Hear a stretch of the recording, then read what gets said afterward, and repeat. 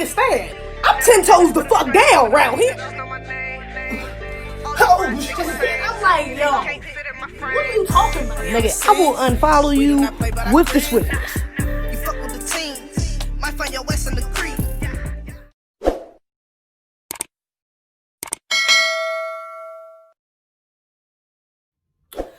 What's up, y'all? What's goody? What's goody? What's goody? What's goody? What's goody? What's goody? What's goody? It's your girl Zeze back with another motherfucking video. Make sure y'all like, comment, subscribe, turn on my notifications bell, give this joint a thumbs up, share this motherfucker. All that shit, all that shit, all that shit, you feel me? So, today's video is going to be about raising your standards, okay? Because, man, I mean, at this point, I be feeling bad for some of y'all in relationships because, god damn, the people y'all choose to get in relationships with, even married, like, God, y'all got some shit you dealing with, man. What's good, y'all? I'm sitting here watching this, editing this video, and I just realized I didn't shout out to B.O.B. B.O.B. B.O.B. It's a black-owned business alert, okay? It's the same dude from the last video. Nice ass Malcolm X shirt. I'm gonna insert there what you call a BTC apparel. Make sure y'all go follow them. Again, black-owned, black-owned. Back to the video. So, yeah, I'm just really noticing this toxic ass behavior within really of course the foundational Black American community, you know what I'm saying? And that's because we had our own shit to deal with. And you know what, that's what I want to get into first, you know, which is self-accountability and self-awareness. Okay, this is the number one thing in attracting bad partners. Okay, it's what you had. You get in what you put out, you know what I'm saying? You attract people like you know what I'm saying? I know people say, oh, you attract opposites attract. No, nigga, you think you attract your opposite, but this motherfucker act just like your ass. Just maybe in different ways, but they act just like you. That's why you're attracted to them. So self-awareness is key in trying to find a good partner. You know what I'm saying? You have to know about yourself. You have to know about your flaws, your errors, your traumas, your, you know, bad behaviors, good behaviors, you know what I'm saying? Good traits, bad traits, all of that. You have to be aware of yourself first. Especially now in the wake of all this wokeness, you know, everybody's becoming conscious and shit like that, which is good on one hand, and you know, it's a lot of people talking about trying to fix generational traumas and things of that nature. I get that, and I love to see it, you know, but it's also a trend again of like fake ass wokeness, fake ass healing. Like, so it's a lot of these, especially women, Black women, running around talking about I'm healed, I'm healing, I'm in the process of the, but it's like you're fake healing. Because a lot of them I see are doing the same, are still repeating the same patterns, you know what I'm saying? But just acting like I'm aware now, you know what I'm saying? Acting like it's justified now because you know what happened to you to make you do this. When I was in DR, one of my sister's friends had talked to me, and I'm good at like reading people's energy and things of that nature. And so my sister kind of put me on the spot and was like, yo, you should read her energy, like tell her, you know what I'm saying, what you think about her and all this other shit. So I didn't really want to do it, but I ended up doing it anyways. And one of the main things she kept doing within our conversation is, you know, telling me about her childhood traumas. Oh, my mother did this to me, my father did this to me, and you know, and I know this is, you know, this is why I don't trust people, and I know this happened to me, and you know what I'm saying, and that's why I do this, and but it's like, what she was missing was her role in all of that. You know what I'm saying? And of course, childhood trauma, you can't really help that. You know, you a child, you don't know. I get that. But from the point where you gain a moral compass, when you come into your consciousness and you are aware of the decisions you're making and even the consequences that may come afterwards, from that point forward, you have to start taking accountability for yourself, or you're going to end up 30, 40, 50 years old and still blaming your mother for stuff, still blaming your things that happened in your childhood, still blaming everybody but yourself for where you at in life. As you become more self-aware, you will be more conscious of your intentions. You know what I'm saying? You're going to know what your intentions are, what you really want with dating. And I think that's a big problem with people coming out here dating. A lot of people, especially on the male side, you know what I'm saying, will just be out here and fucking anything with legs. You know what I'm saying? Anything that will open their legs for them. You know what I'm saying?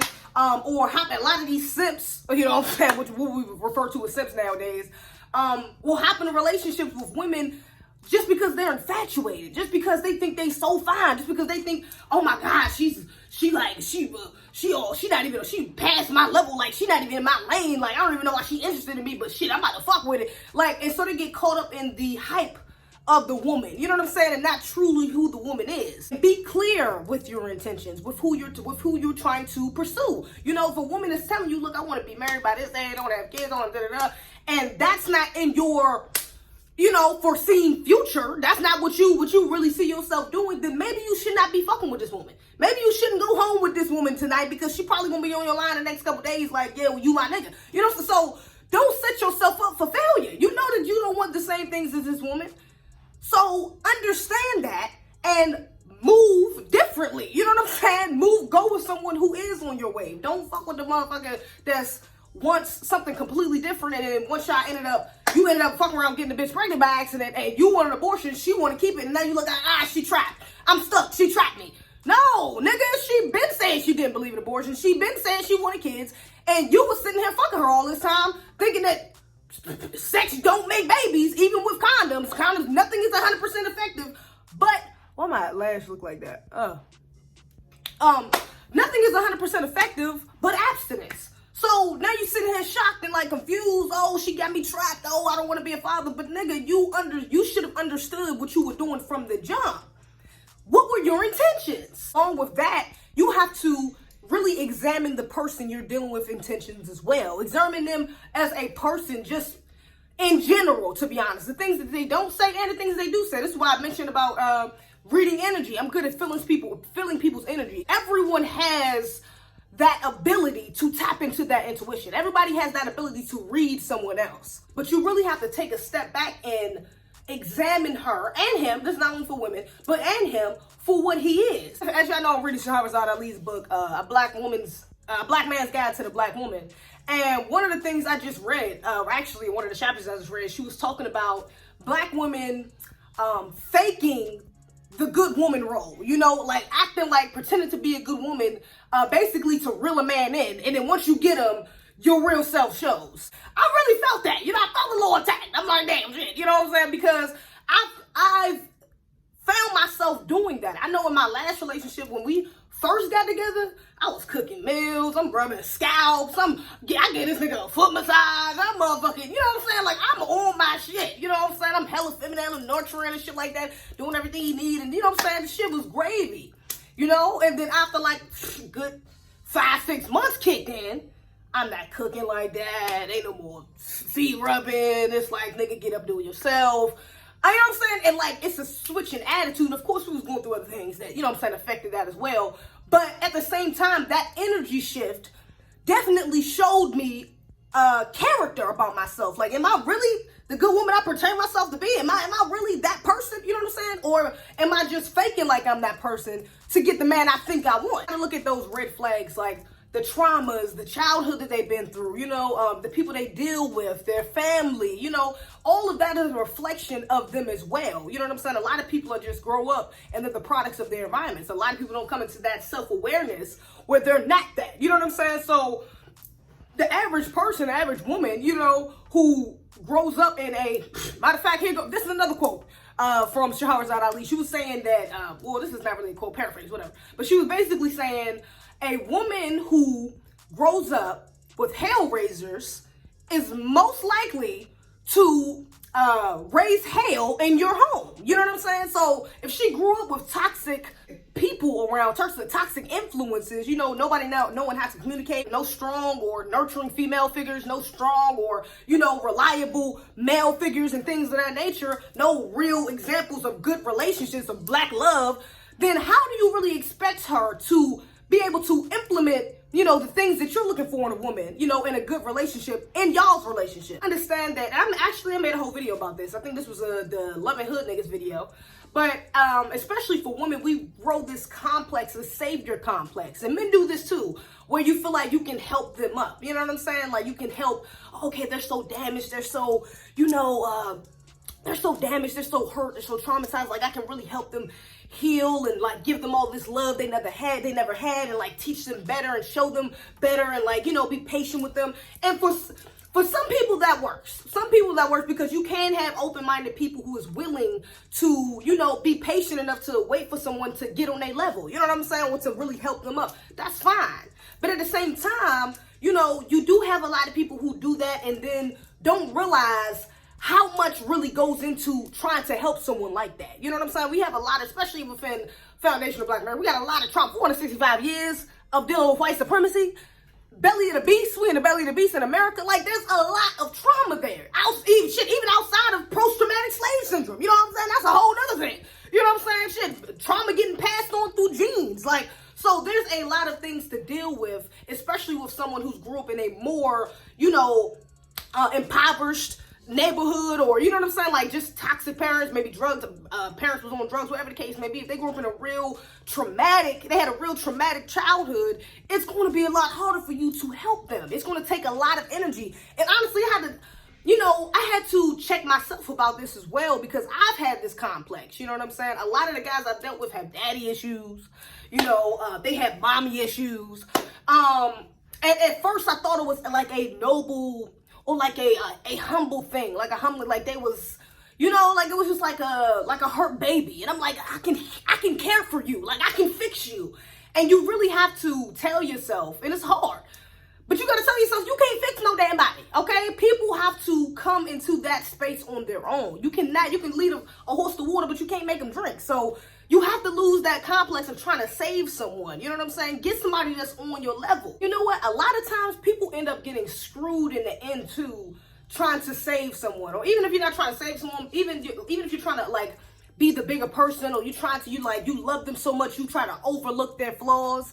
That's a big mistake. You know what I'm saying? You should never overlook someone's flaws, someone's red flags. Fuck no. You know what I'm saying? You take heed to those warnings and move differently. For example, like Dr. Dre, I just seen, this was like a couple weeks ago, because I actually played this video like weeks ago, whatever, but Dr. Dre's wife, literally, like, this bitch really tried to file for, what did she try to file for? This bitch, she really tried to file for spousal support, $2 million a month in spousal support. Literally. And then when it was like a breakdown, and I forgot what exactly the breakdown was, but it was like $1 million, like, it was like 500,000 on clothes, like 200,000 on some stupid shit like emails and shit like that, like just frivolous things. She like, what the fuck, $2 million a month for what? And I'm sure that probably popped up in her character somewhere else down the line. Like, she probably did some other spiteful or vengeful shit to him before, which is probably why they getting divorced. You know, part of the reason why they getting divorced. But this is something he probably could have seen coming, that she would do if they had got to the point of a divorce. Because these type of women, like I said, they will show you who they are before they get to that point. You just gotta see. You gotta see with your own eyes. Because even if they're not doing it with you, look at who they're doing it to. Their friends, to their family, to their co-workers, whatever the case may be. To you, she might be coming back to you and laughing, oh yeah, I did this, da da da da. But you should really take a step back and say, well, why would you do that? That was spiteful. That was a little unnecessary. That was a little childish. That was a little hateful. So you have to take every experience, you know, all of those negative experiences, even if they're not with you, that you felt some type of way about you. Like, you really have to hold them accountable for that. Don't just say, make excuses for them. Oh, they did this, it was because of this. Oh, they just did this, it was because of this. Because once it gets to your turn, then you're going to be like, well, what? Why would you do this? And they're going to be saying, well, I did this because you did this, and that accountability is never there. You know what I'm saying? So you have to be the one to hold them accountable if they won't hold their damn selves accountable, so you can save your goddamn self. You have to see if this person brings value to your life. Is this person sucking me dry? Is this person keeping me stagnant? Is this person helping me grow? Because those three things are very important, and usually you can always put somebody in one of those categories. You can really tell this just from small things before y'all even really get close. How she responds or how he responds when you tell them good news about your business, or about, you know, doing something good, or, you know, something good happening to you, you gaining something. Are they disappointed? I mean, are they like pessimistic about it? Oh, I don't know, I wouldn't get my hopes up. That's probably not gonna work. Are they, you know, excited about it? Like, oh my God, like, yes, like, oh, I'm so happy for you, da-da-da, I'm glad you did it, let's go out to eat, I want to treat you, you know, da-da-da-da. Are they, you know what I'm saying, and supportive? Are they, you know, stagnant, like, I mean, that's good, but, you know, are you sure that you want to do that? You know, like, they're scared. You know what I'm saying? Like, are you sure you want to do that? I mean, that's good, but, you know, you're comfortable here at this job. Are you sure you want to jump over to that one? Like, it's going to be, you know, so you really have to pick up on those things before you get too attached and too close to somebody. Example of this, I seen a little while ago, Killer Mike, and it was a meme. I'm not really even sure if this is how completely true or not true this is, but I like the look of this. Killer Mike's wife, they said that he wanted to buy some type of like expensive ass car. I think like 5-6 years ago or some shit like that. He wanted to buy some type of expensive ass car. She told him, no, don't buy the car. Invest in this damn apartment unit. Go invest in these apartment units. He was like, all right, fuck it, I'm gonna go do it. He spent, I forgot how much he spent. I think it was like 60,000. I don't know. I forgot the exact numbers. But he spent a certain amount of money on the units and got like quadruple that shit back now this year. You know what I'm saying? And that was stemming from her idea. You know what I'm saying? Because that's a woman who's looking for your best interest. You know, she's a woman who's trying to help you build. You know, the woman who's like, yeah, babe, go get the car so we can stun on these hoes. That's not the woman you want to build with. She's not trying to build. She's a leech. She's trying to flex on niggas with shit that ain't even hers. You know what I'm saying? So you don't want that woman. You want the woman who's going to tell you, look, nah, don't do that. Go invest in the stocks.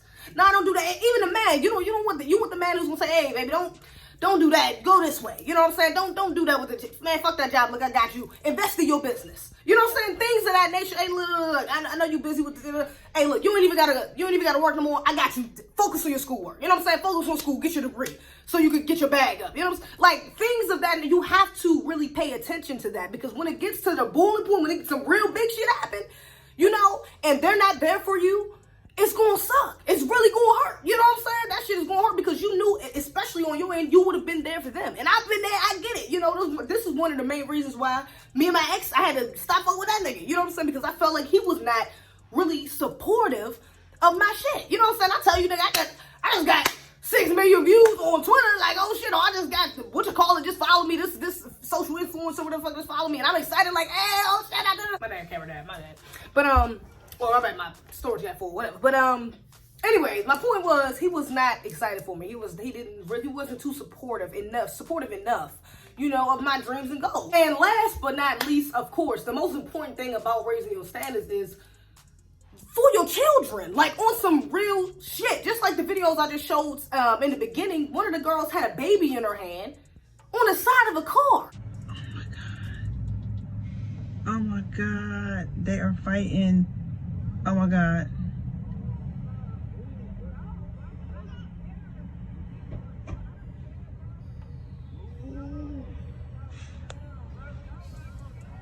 You don't want your man to leave that badly that you are really literally risking your child's life to hang on the side of this man's car.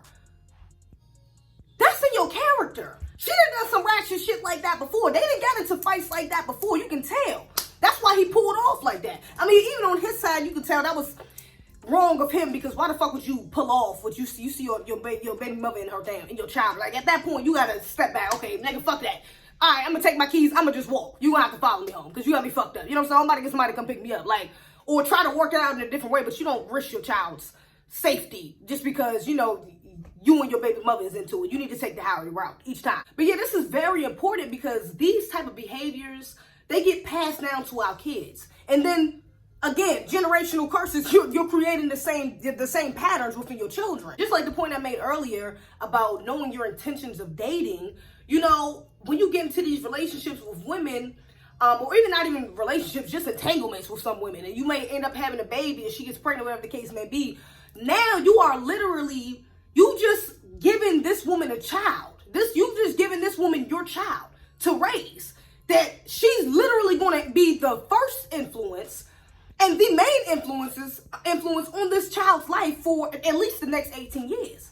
Like, and so that's something you got to deal with. You got to step back and really look at the mother and see, like, what is your child going to pick up? Like, who is this child going to be? How much of the mother is going to be within the child? Because the traits is going to be there. That's just inevitable. You know what I'm saying? That's your mother is your first teacher. So they're going to teach your child either negative things or positive things. You know what I'm saying? Negative behaviors or positive behaviors. Sad because I've seen, you know, a lot of children like grow up and like their fathers, like you be feeling bad. You know what I'm saying? Because their children may grow some sort of disliking for their father because of the influence of their mother, or they just grow up and they're like, they have the same bad or negative or, you know, unhealthy characteristics as their mother and are unaware of it because they've been so desensitized to it from their mom thinking that shit is okay, you know, and even from the father on that side really not knowing how to deal with it. If you don't know how to deal with the mom, you're not going to know how to deal with the child either. You know what I'm saying? The child is probably going to be worse, to be honest. So now the father is taking a step back like, damn, who the fuck did I raise? You know what I'm saying? Who the fuck did